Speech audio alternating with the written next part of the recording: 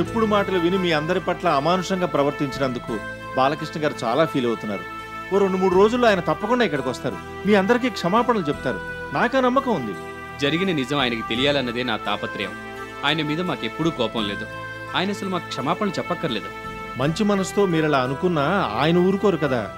మీకు సారీ చెప్పేదాకా ఆయనకి మనసులో ఉండదు. పాపం ఆయన కాళ్ళ కింద భూమి కదిలిపోయినట్టయింది. ఆయన పరిస్థితి చూస్తే నాకే జాలేసింది. ఇది ఆయన కొత్త ఏం కాదు. ఆవేశాలకు పోయి తప్పటడుగులు వేయడం, ఆ తర్వాత తప్పు తెలుసుకుని బాధపడ్డం ఆయన మొదటి నుంచి చేస్తూనే ఉన్నారు. ఈసారి మాత్రం ఆయనకి పెద్ద షాకే తగిలింది. మీ దగ్గరికి రావడానికి పాపం ఆయనకి మొహం చెల్లటం లేదు. ఐ కెన్ అండర్స్టాండ్ ఈ సిచ్యువేషన్. ఆయన పరిస్థితి తలుచుకుంటుంటే నాకు నిజంగా జాలేస్తుంది. ఆయనకి నిజాలని చెప్పేసి పెట్టేబేడా చదువుకుని రత్నమాల అక్కడి నుంచి బయలుదేరింది. ఆవిడ గారి పీడ పూర్తిగా విరగడైనట్టే. తన స్వార్థం కోసం ఎంతో మంది మనుషుల్ని క్షోభ పెట్టింది. ఇప్పటికైనా బుద్ధి తెచ్చుకుని ఓ మనిషిలా ప్రవర్తించడం నేర్చుకుంటే బాగుంటుంది. ఆవిడ గారి పొగరు పూర్తిగా అణిగిపోయింది. ఇంకెప్పుడు ఇలాంటి పాడు పనులు చేయదు. కూరలు తీసిన పామైపోయింది. బిక్కుబిక్కుమంటూ దిక్కులేని దానిలాగా దీనంగా ఆ ఇంట్లోంచి బయటపడింది. ఇక జీవితాంతం జరిగిన దాని గురించి తలుచుకుని బాధపడటమే ఆవిడ చేయగల పని. నిజమే. మహాలక్ష్మి కూడా బాలకృష్ణ గారితో మాట్లాడి అక్కడి నుంచి బయలుదేరింది. ఊరు వెళ్లబోయే ముందు మిమ్మల్ని ఒకసారి వచ్చి కలుస్తానన్నది. పని పూర్తయ్యాక నేనే కలవమన్నాను. మొత్తానికి మీరు అనుకున్నది సాధించగలిగారు. మీ ఆశయం నెరవేరింది. అవును, అంతా నీ చలవే. భలేవాళ్లే. ఇందులో నేను చేసిందే ఉంది. మీరు చెప్పినట్టల్లా ఆడాను, అంతే. సూత్రధారి మీరే, నేను కేవలం పాత్రధారిని. నీకివ్వాల్సిన రెమ్యునరేషన్ గురించి నేను మీ వాళ్ళతో మాట్లాడతాను. పర్వాలేదులేండి, దాందే ఉంది. అయినా ఓ మంచి పనికి నా నటన ఉపయోగపడిందన్న సంతృప్తి నాకు మిగిలింది. నాకింక వేరే రెమ్యునరేషన్ దేనికి? ఏదో నా తృప్తి కోసం, కాదనద్దు. సరే, మీ ఇష్టం. నేను మా ఇంటికెళ్ళి చాలా రోజులైంది. మీరు చెప్పిన దగ్గర నుంచి ఆ ఇంట్లోనే ఉండిపోయాను. నేను ఒకసారి మా వాళ్ళని కలుసుకొని మళ్ళీ మీ దగ్గరికి వస్తాను. అలాగే. Once again thanks for everything. You are welcome sir.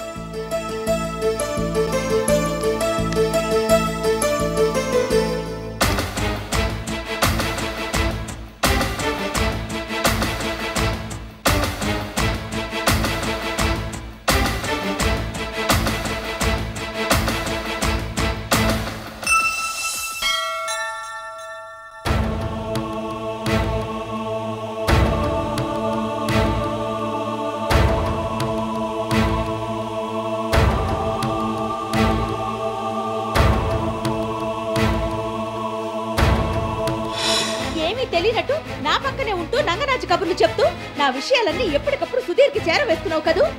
చిచి, దౌర్భాగ్యురాలా. నీ అంత టక్కులాడిని మోసగత్తని నేను ఇంతకు ముందు ఎప్పుడూ చూడలేదు.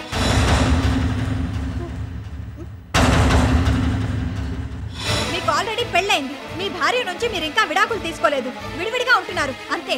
ఇలాంటి సమయంలో మీరు నన్ను పెళ్లి చేసుకోవాలనుకోవడం, నా ఫోటో ప్రింట్ చేసి పెళ్లి కార్డు తయారు చేయడం తప్పు కాదా? మీకు, మీ ఉద్యోగానికి, మీ స్నేహానికి ఓ దండం. నేను ఇవాళే రిజైన్ చేసి వెళ్ళిపోతున్నాను.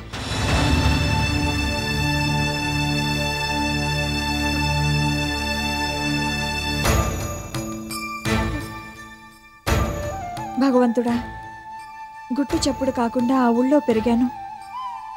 నేనెంత అమాయకురాల్లో నీకు తెలుసు. నా మీద ఇన్ని నిందలు పడేలా ఎందుకు చేసావు స్వామి? నేనేం పాపం చేశాను? ఊరు తిరిగి వెళ్ళిపోతావంటే అమ్మా నాన్న నన్ను ఆదరించరని నాకు తెలుసు. ఈ సిటీలో నాకెవ్వరూ తెలీదు. దిక్కులేని పక్షనైపోయాను. నాకసలు చావాలో బతకాలో అర్థం కావడం లేదు. నువ్వే ఏదన్నా దారి చూపించు తండ్రి. ఏ శ్రీదేవి,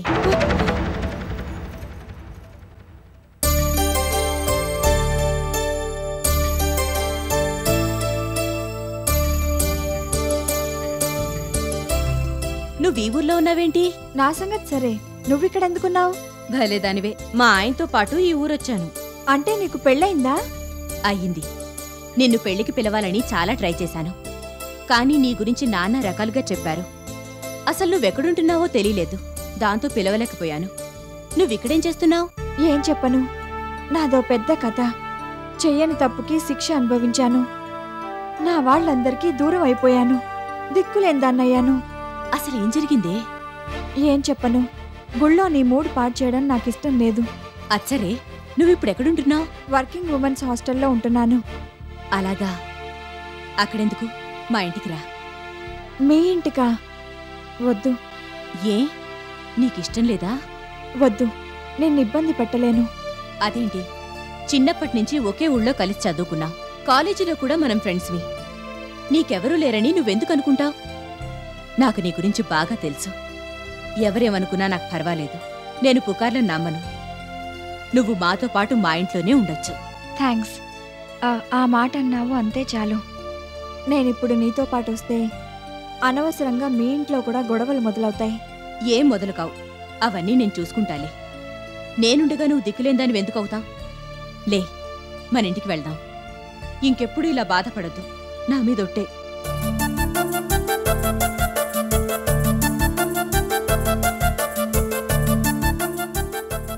ఏంటి అలా చూస్తున్నావు? ఈ దేవుడెప్పుడూ మంచివాళ్లకే కష్టాలు కల్పిస్తూ ఉంటాడు. ఎవరో ఏదో అన్నారని నీ మనసు పాడు చేసుకోవద్దు. ధైర్యంగా ఉండు.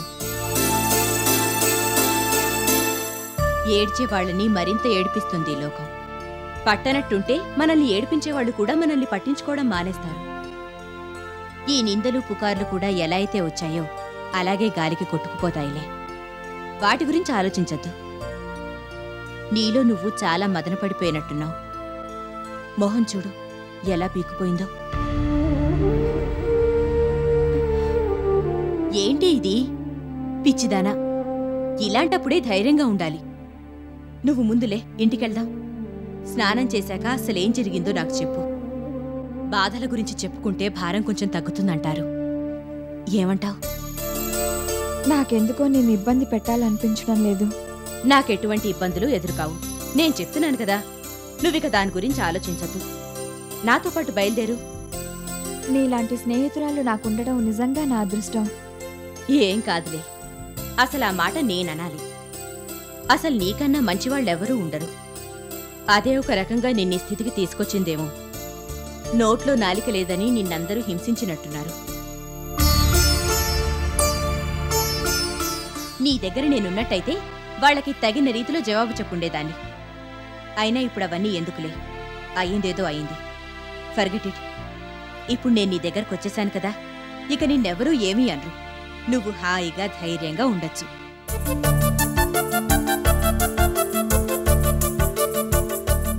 నువ్వు ముందు డిప్రెషన్లోంచి బయటపడాలి. నిన్నెలా మామూలు మనిషిని చేయాలో నాకు బాగా తెలుసు. అదంతా నాకు వదిలిపెట్టే. Just relax and take it easy. Okay? Okay. లే, మన ఇంటికెళ్దాం.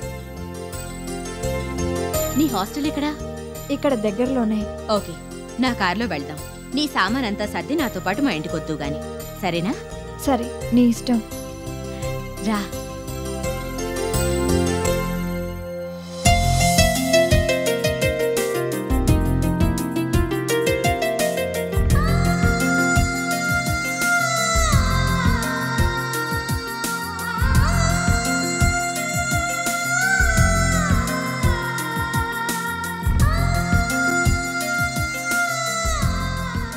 అపార్థాల తెరలన్నీ కరిగిపోయి నువ్వు మళ్ళీ బాలకృష్ణ గారికి చేరువయ్యే సమయం దగ్గరకొచ్చింది సుప్రతీక.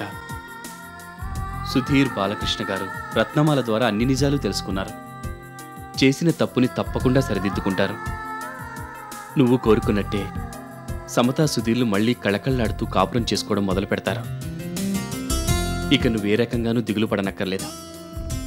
మళ్ళీ ఎప్పటిలాగానే సంతోషంగా ఉండొచ్చు. మొదట్నుంచి నీ ఆనందమే నా ఆనందం. ఇప్పుడు నాకెంతో సంతృప్తిగా ఉంది. త్వరలోని నువ్వు బాలకృష్ణ గారు కూడా మళ్ళీ ఏకమవుతారు. నాకా నమ్మకం ఉంది.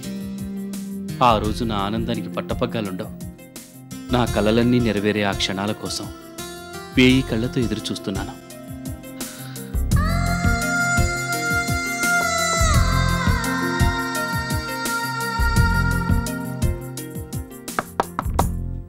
కమిన్.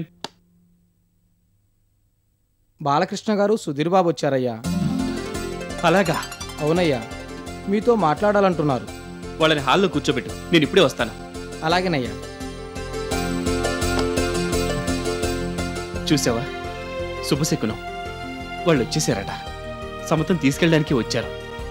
ఇలాగే మళ్ళీ ఏదో ఒక రోజు బాలకృష్ణ గారు నిన్ను తీసుకెళ్ళడానికి వస్తారు. ఆనందంగా ఆయనకి నిన్ను అప్పగిస్తాను. ఆ రోజు దగ్గరలోనే ఉంది.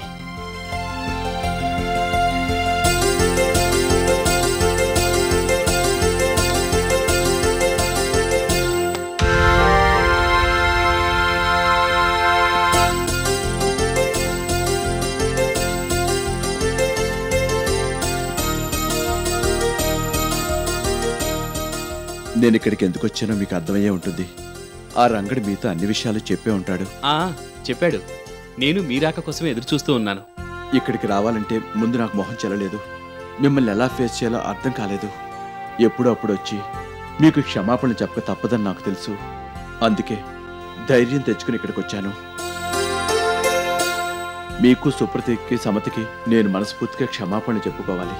ముందు ఆవేశపడిపోవడం, ఆ తర్వాత ఇలా క్షమాపణలు చెప్పడం నాకు అలవాటుగా మారిపోయింది. ఆ విషయం నాకు తెలుసు. అందుకే ఇక్కడికి రావడానికి చాలా తటపటాయించాను. భలే వాళ్ళే. అన్ని మాటలు దేనికండి? ఇప్పటికైనా మీరు అన్ని నిజాలు తెలుసుకోగలిగారు. ఆ రత్నమాల నిజ స్వరూపం బయటపడింది. మాకంతే చాలు. మీరు మమ్మల్ని అపార్థం చేసుకున్నందుకు మాకెవరికీ మీ మీద కోపం లేదు. ఈ మంచి రోజు కోసం ఎదురు చూస్తూ ఉండిపోయాం అంతే. అంతకుమించి ఇంకేం లేదు. ఒక రకంగా చూస్తే ఇందులో మీ తప్పు కూడా ఏమీ లేదు. రత్నమాల మిమ్మల్ని నమ్మించి మోసం చేసింది. అంతకుమించి ఇంకేం లేదు. జరిగిన దాని గురించి తలుచుకొని బాధపడకండి. అయ్యిందేదో అయింది. మళ్ళీ అందరం ఒక్కటైతే అంతే చాలు. చాలా సంతోషంగా ఉంది సుధీర్. నువ్వు మళ్ళీ సమత కోసం ఎప్పుడు ఇక్కడికి వస్తావా అని ఎప్పటి నుంచో ఎదురు చూస్తున్నాను. ఇవాళ చాలా మంచి రోజు. I'm feeling very happy. నిలబడే ఉన్నావే, కూర్చో. మీరు కూడా కూర్చోండి. పర్వాలేదండి. భలే వాడివే. ఎందుకలా ఇబ్బంది పడతావు? కూర్చో. నువ్వు ఈ ఇంటి అల్లుడివి. దర్జాగా కూర్చోవాలి, సరేనా?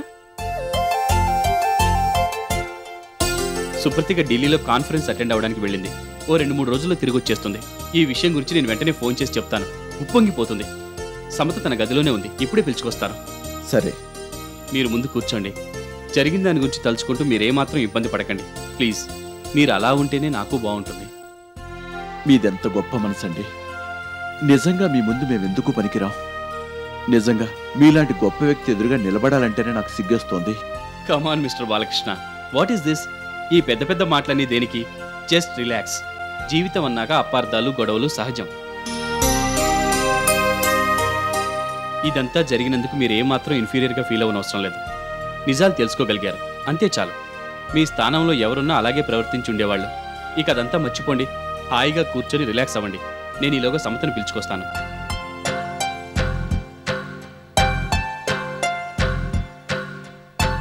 కూర్చోవయ్యా అల్లుడా.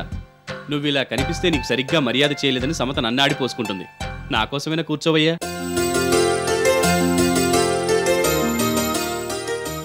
నేను ఇప్పుడే వస్తాను.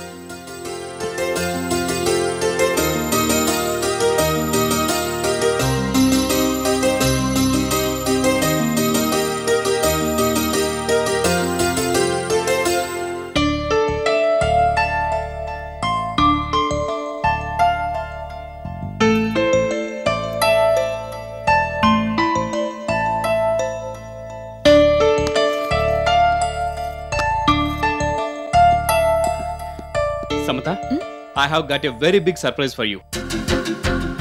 సర్ప్రైజా? అవును. ముందుగా నీకు చెప్పేస్తే సస్పెన్స్ పోతుందని నీకు ఇప్పటిదాకా చెప్పలేదు. కింద హాల్లో నీకోసం ఎవరు ఎదురు చూస్తున్నారో తెలుసా? ఎవరు? బాలకృష్ణ గారు, సుధీర్ నీకోసం వచ్చారు. నిజంగానే నీతో గొడవ పట్టడానికి రాలేదు. నీకు క్షమాపణలు చెప్పి నిన్ను తమతో పాటు ఇంటికి తీసుకెళ్ళడానికి వచ్చారు. ఈ రోజు కోసమే నేను ఎప్పటి నుంచో ఎదురు చూస్తున్నాను. సుప్రతికి వాళ్ళు ఇక్కడ ఉన్నట్టయితే ఎంత బాగుండేదో. వాళ్ళు తమ తప్పుని తెలుసుకున్నారు. రత్నమాల నా ఇంట్లోంచి తరిమేశారు. ఇక నీకే అడ్డంకి లేదు. హాయిగా సుధీర్తో కాపురం చేసుకోవచ్చు.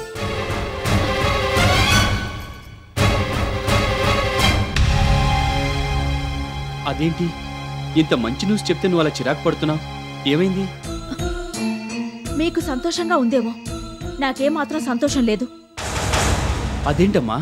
కాక మరేంటి అంకుల్? వాళ్ళేం చిన్న తప్పు చేశారా సారీ చెప్పే సరిదిద్దుకోవడానికి? వాళ్ళు నా జీవితంతో ఆటలాడుకున్నారు. నన్ను మానసికంగా తీవ్రంగా హింసించారు. నానా మాటలు అన్నారు. ఎన్నెన్నో నిందలేశారు. నన్ను, అమ్మని, మిమ్మల్ని చిచి, అదంతా తలుచుకుంటుంటేనే నా రక్తం మరిగిపోతుంది. ఇన్ని మాటలు అన్న తర్వాత ఏ మొహం పెట్టుకుని మళ్ళీ వాళ్ళు మన దగ్గరికి వచ్చారు? అసలు వాళ్ళకి సిగ్గనేది లేదా? అసలు ఇంత జరిగాక మళ్ళీ మన గడపలా తొక్కగలిగారు? వాళ్ళు అసలు మనుషులు కారు. అసలైనా మీరు వాళ్ళని చూసి నవ్వుతూ ఎలా ఉండగలిగారు? నేను మీ స్థానంలో ఉండి ఉన్నట్టయితే వాళ్ళిద్దరి చెప్పులు పగలగొట్టుండేదాన్ని. అదే కదమ్మా నీకు నాకు మధ్య ఉన్న తేడా. నువ్వు ఇలా ఆవేశపడటం మామూలే. నీ వయసు అలాంటిది. కానీ నా అనుభవం నాకు నేర్పింది వేరు. అందుకే నేనెంతో సంబరపడిపోతున్నాను. కాస్త ఆవేశం తగ్గించుకొని నిదానంగా ఆలోచించు. నీకే అర్థమవుతుంది. మనుషులన్నాక అపార్థం చేసుకోవడం సహజం. పెద్ద మనసుతో క్షమించి మర్చిపోవాలి. అదే జీవితం అంటే. Life is nothing but an adjustment. లేదంకుల్, అడ్జస్ట్ అవ్వాల్సిన అవసరం నాకు లేదు. సమత, పెంకిదానిలాగా ప్రవర్తించొద్దు. ఇది పెంకితనం ఎలా అవుతుంది అంకుల్? ఇది నా ఆత్మాభిమానం. అది ఘోరంగా దెబ్బతింది. వాళ్ళకంటే సిగ్గులేక ఇక్కడికి వచ్చారు గాని నాకు అసలు వాళ్ళ మొహం చూడాలని కూడా లేదు. మీరెంత చెప్పినా నేను మీ మాట వినను. మీరిప్పుడు నన్ను అక్కడికి తీసుకెళ్ళడానికి వచ్చారని నాకు బాగా తెలుసు. I will not come there. అవును అంకుల్, నేను చచ్చినా కిందకి రాను. వాళ్ళతో మాట్లాడను. అసలు నా దృష్టిలో వాళ్ళు ఎప్పుడో చచ్చిపోయారు. సమత. అవును uncle, they don't exist for me anymore. ఎప్పటికైనా సుధీర్ నిజం తెలుసుకుని మారతాడేమోనని ఆశించాను. అందుకే విడాకులు ఇవ్వకుండా వాళ్ళెంత రెచ్చగొట్టినా మీరు చెప్పినట్టే చేశాను. కానీ ఆ సుధీర్ నన్నందరిలో నవ్వుల పాలు చేయడానికే కంకణం కట్టుకున్నాడు. అందుకే నేను ఇంకా విడాకులైనా ఇవ్వకముందే శ్రీదేవిని పెళ్లి చేసుకోవడానికి సిద్ధమైపోయాడు. కార్డు కూడా ప్రింట్ చేసి నాకు చూపించాడు. ఇంకా అతనికి నాకు మధ్య ఏం మిగులుందని ఇప్పుడు నేను వెళ్ళి అతన్ని కలవాలి? అదంతా గతం అమ్మా. అతను చేసింది చాలా పెద్ద తప్పే. అలాగని నువ్వు కూడా అదే తప్పు చేస్తానంటే ఎలాగూ? భార్యాభర్తలన్న తర్వాత ఇటువంటి గొడవలు సహజం. మీ విషయంలో గొడవ కాస్త పెద్దదే అయ్యింది. అయినా మర్చిపోవాలి, తప్పదు. నీ సుఖానికి సంతోషానికి గతం ఓ అడ్డుగోడగా మారకూడదు. నువ్వు ఆవేశంలో ఇలా మాట్లాడుతున్నావు కానీ ఒక్క క్షణం ఆలోచించి చూడు. సుధీర్ లేకుండా నువ్వు మాత్రం బతకగలవా? అతనికి దూరమై నువ్వెంత కుమిలిపోయావో నీకు గుర్తులేదా? చిన్నపిల్లలా ప్రవర్తించడం మని కిందికి రా. వాళ్ళు నీకోసం ఎదురు చూస్తున్నారు. లేదంకుల్, నేనిప్పుడు అక్కడికి రాను. సరే, నువ్వు నా మాట ఎప్పుడు విన్నావు గనక టేక్ యువర్ ఓన్ టైం. ఇప్పుడు నువ్వు ఆవేశంలో ఇలా మాట్లాడుతున్నావు కానీ తర్వాత తప్పకుండా మనసు మార్చుకుంటావు. నాకు ఆ నమ్మకం ఉంది. నువ్వు వచ్చేదాకా నేను కింద వెయిట్ చేస్తూ ఉంటాను. వాళ్ళు కూడా ఎక్కడికి వెళ్ళరు. ఈ చిన్నపిల్లల చేష్టలు కట్టిపెట్టి త్వరగా కిందకొచ్చాయి. ఏ విషయాన్ని తెగేదాకా లాక్కూడదు. అది ఎవరికి మంచిది కాదు.